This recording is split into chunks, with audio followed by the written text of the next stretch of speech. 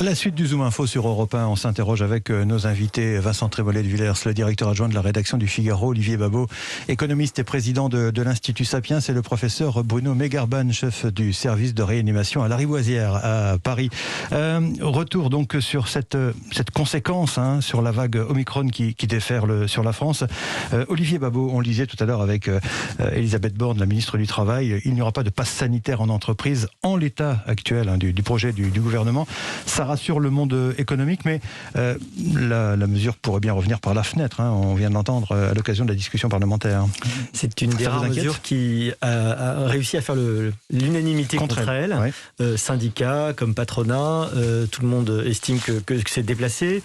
Je crois que l'esprit du pass sanitaire depuis le début et de l'encouragement au fait de se vacciner, c'est de dire on va essayer de rendre plus difficile tout ce qui est ce qui est pas nécessaire, c'est-à-dire restaurant, vie culturelle, etc.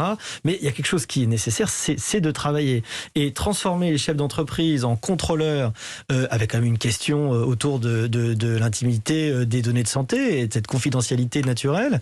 C'est quand même rajouter quelque chose de plus à une entreprise à qui déjà on confie le travail d'être percepteur d'impôts en grande partie et de beaucoup de choses. Donc je pense que c'est absolument pas opportun, d'autant plus que les entreprises ont déjà fait de grands efforts, elles se sont profondément transformées, elles ont mis en place des protocoles extrêmement stricts.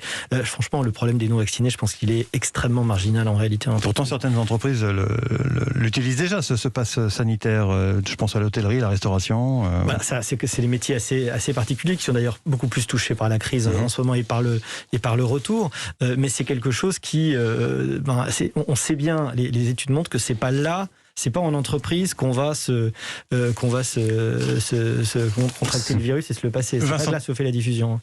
Oui, ça paraît quand même être un gourdin pour écraser une fourmi, c'est-à-dire qu'il y a 90% des Français qui sont vaccinés. Le pass sanitaire avait un but qui était d'entraîner les gens à aller se faire vacciner, ça a fonctionné. Le pass vaccinal a le même but et on voit que les gens prennent rendez-vous à partir du moment où il a été annoncé. Ensuite, l'appliquer en entreprise, hormis la dimension qu'il ne faut pas évacuer non plus, éthique, qui est de discriminer les gens entre ceux qui auraient ce pass et ceux qui ne l'auraient pas, a quelque chose d'absurde dans son application et qui témoigne quand même d'une forme d'hypocrisie politique. C'est-à-dire, si on veut la vaccination obligatoire, on propose la vaccination aussi. Alors, si c'est la guerre, le chef de guerre dit « j'ai une arme contre l'ennemi et cette arme, vous devez la prendre » et puis on fait comme il existe dans certains pays, on envoie un mail en disant « vous avez rendez-vous pour votre vaccin » et puis d'une fois, deux fois, trois fois et puis à la quatrième fois, vous avez une amende. Bon.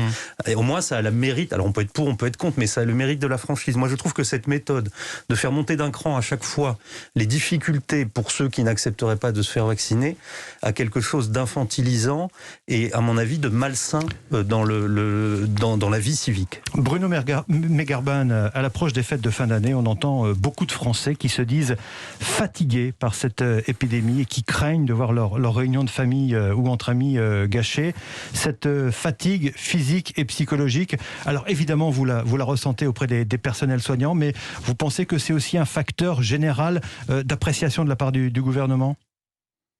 Oui, tout à fait. Effectivement, voici 2 ans que nous subissons cette crise avec tous les inconvénients pour la vie sociale, pour les loisirs, pour les voyages, pour l'épanouissement personnel, avec des doutes évidemment quant à l'efficacité de la vaccination, avec parfois des messages contradictoires. Donc évidemment, il y a une peur. Aujourd'hui, on parle de tsunami, de risques à nouveau sanitaires malgré une couverture vaccinale importante. C'est vrai qu'il y a une fatigue psychologique et physique de la population. C'est pourquoi je crois que le gouvernement souhaite respecter cette trêve de fin d'année avec, on va dire, des réveillons sans trop de difficultés. À nouveau, le point important, c'est d'être prudent, d'utiliser des mesures simples pour éviter des contaminations dans le foyer. Et je crois que ça devrait bien se passer. On en a la preuve l'année passée. Les fêtes n'avaient pas relancé la vague de l'époque de décembre. Je dirais plutôt c'est malheureusement la rentrée de janvier qui est le plus à craindre. On espère d'ici là évidemment que le maximum de personnes auront été vaccinées et surtout auront reçu cette dose de rappel, car on serait vraiment très peiné de voir arriver en masse des personnes à l'hôpital vaccinées mais n'ayant pas fait leur dose de rappel. Vincent Trémollet de Villers. Il y a un point même anthropologique, je pense, maintenant à souligner. Ça fait 2 ans qu'on vit cette épidémie. On est à quelques jours de Noël et on pourrait penser aux enfants et au monde qu'on leur montre.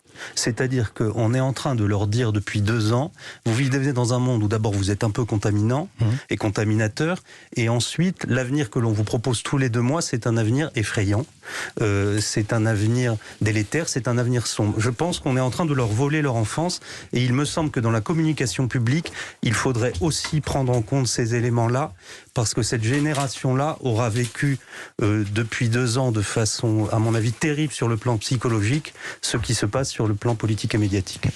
Olivier Babot. Oui, je crois qu'aujourd'hui, le risque, c'est un retournement des anticipations. En fait, les gens sont devenus, je crois, très résilients à tout ce qui se passe. C'est vrai qu'on est tous fatigués, c'est vrai que je crois qu'il paraît qu'il y a des dépressions qui augmentent, mais finalement, les gens, comme d'ailleurs très souvent dans toutes les crises de l'humanité, on se rend compte qu'ils ont une capacité à s'adapter qui est assez extraordinaire et à continuer à vivre malgré tout.